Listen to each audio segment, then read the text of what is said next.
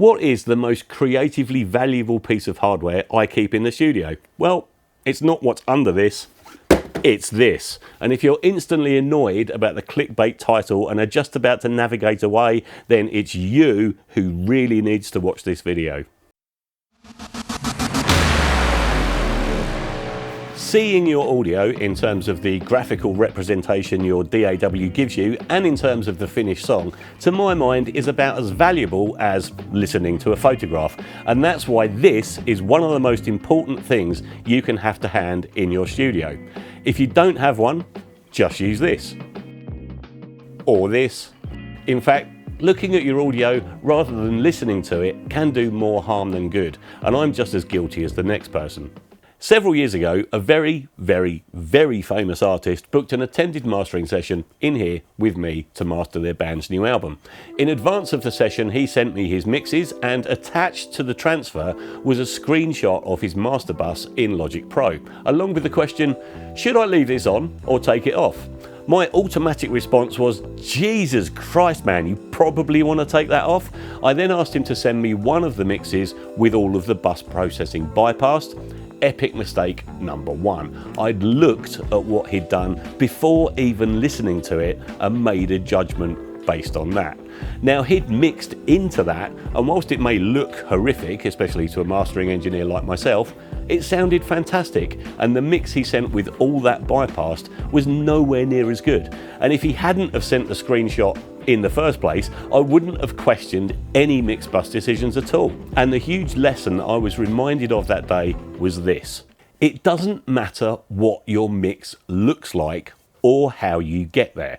It only matters what it sounds like, and not looking at it and just listening to it is a critical stage that so many people seem to miss. To this day, despite having set up the best and most accurate monitoring system in here that I can, in a room designed and treated from the ground up specifically for mixing and mastering music, I still listen to everything I send out in the car, still check it on headphones or earbuds from my phone. And this isn't because I don't trust my monitoring system, it's because when I'm doing this, I can only listen to it. I can't tweak anything, I can't look at what the meters are doing, I can only listen to it. And if I'm hearing something I don't like, I make notes, head back here into the studio and make the necessary adjustments.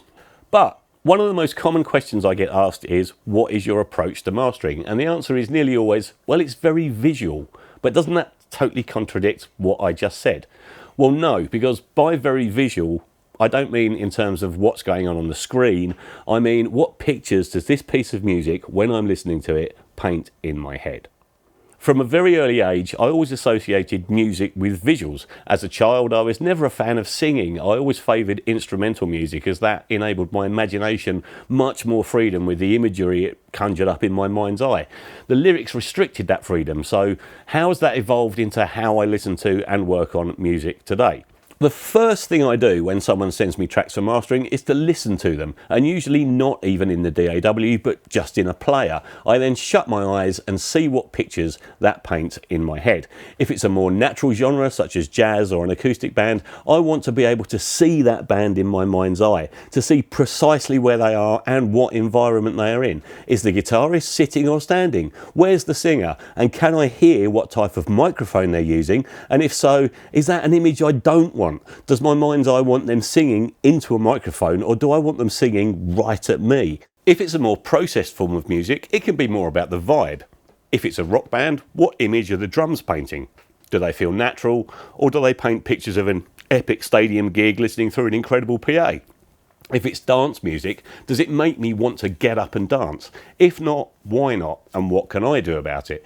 This is strongly linked to the emotion in the music, the way the music makes me feel, and that always is what music is all about. One of the most incredible albums I've worked on this year is the phenomenal Symphonie Pacifique by the super talented Greg Fote. Greg had already had the album mastered and wasn't happy with the results despite having had many revisions. For some unknown reason, the other mastering engineer felt they had to put their own stamp on it. It had to sound radically different when it left the mastering house than it did when it went in. And to be honest, they'd it. So Greg was recommended to me by a mutual friend and sent the album through. When I listened to the raw mixes, it not only painted some of the strongest visuals in my head I've ever experienced, but sucked me in entirely as a listener. The details in the performances were sublime, the musicianship was first class, and there were some brave mix decisions that completely, totally enhanced the listening experience. On one track, the bass was panned almost completely to the left, sounded incredible, and painted a clear as day visual in my mind's eye of how the band was set up for the recording, how they were interacting as musicians, and completely enhanced the honest beauty of the music. When I listened to the previously mastered version, so much of that detail had been lost. The tracks were over-compressed, over-EQ'd, and the resulting pictures that were painted were of plugins working away and gain reduction meters slamming to the right, completely inappropriate for the album, and removing it of its incredible beauty rather than enhancing it. In cases such as this, it's my job to keep that emotion intact and to present the music in a technically appropriate way to the required delivery formats. In this case, digital, CD, and double vinyl album. And the choice of double vinyl album means that as the audio is spread over a wide area of vinyl real estate, there is room for the cutting engineer to cut that record with headroom, and no reason at all for me to have to place an elliptical filter on the beautifully panned upright bass and make it dead center mono. It's not competing with a super loud radio mix, it's not competing with a Taylor Swift record, it's on its own as a work of art. And yes, it can even be quieter than a conventional album if cranking a limiter on it destroys the dynamics. It's my job to ensure that I preserve the beauty of the music and not destroy it. To approach the album as a whole and work with the artist to determine if, for example, track 3 needs to be brought up to the level of its surrounding brothers, or if it's fine just where it is, much, much quieter than the track surrounding it. And it's about the audience, the intended listener. Most people listening to this album are going to buy the record and they're going to be playing the vinyl on their hi-fis at home. So it really doesn't need to be as loud as a Taylor Swift record. Even if people are listening on Spotify, they're not going to pick tracks here and there. They're going to be listening to the entire album as a work of art. And that's hugely important in my approach to mastering it.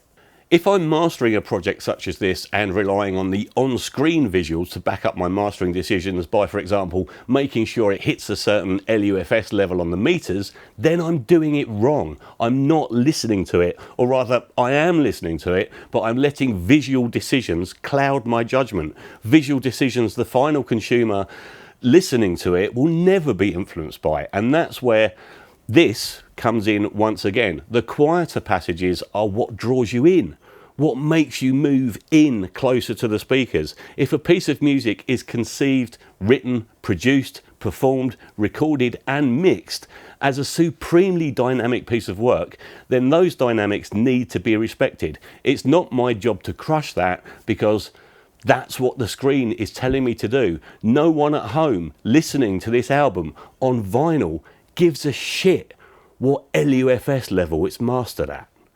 So how does this apply to you? Well, this hypothetical piece of hardware can easily become the most valuable asset in your studio, whether you throw one over the screen, simply turn the screen off, or go and listen on a playback system that offers no visual feedback. It forces you to listen and changes your mindset.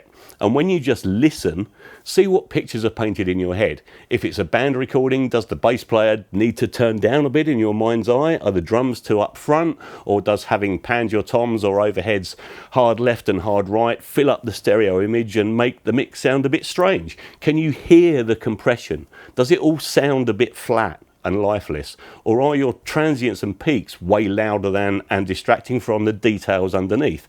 All this can be much easier to hear when you're not looking at the project but just listening to it and letting that visual appear in your mind's eye. And if a mix really isn't working, is it the mix or is the song crap? Maybe the arrangement needs refining, or as is so often the case with music I've written and recorded, maybe you're just trying to polish the proverbial turd. That's something that no plugin will currently cure and no piece of traditional studio hardware will resolve. But this will do a very good job of revealing that for you. And listen with someone else in the room as well. This can force you to be really objective in your critique and may even reveal something glaringly obvious you may have previously missed. So apologies again if you think this video has a slightly clickbaity title and you're expecting to see a wonderful piece of magic bullet analog hardware revealed, but it really doesn't. This can be a really valuable asset to your productions. Thanks very much for watching. Please hit the subscribe button. Please give us a like. It helps with all that algorithm nonsense. And we'll see you in the next video. Got some exciting stuff coming up soon. So see you then.